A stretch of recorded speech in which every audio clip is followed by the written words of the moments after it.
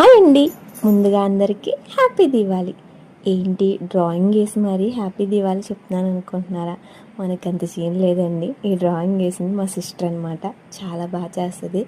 దీపావళికి మా ఇంట్లో కంపల్సరీగా చేసుకునే స్వీట్ అంటూ ఉంటే అది గులాబ్ జామ్. మీ ఇంట్లో ఏ స్వీట్ చేస్తారు? మా ఇంట్లో గులాబ్ జామ్ లేదే మాకు ఫెస్టివల్ పూర్తి కాదనమాట. ఇంకా క్రాకర్స్ని ఎండ్లో పెట్టి మా పిల్లలు అక్కడే కూర్చున్నారు, ఎవరు ఎత్తుకుపోతారు అన్నట్టు.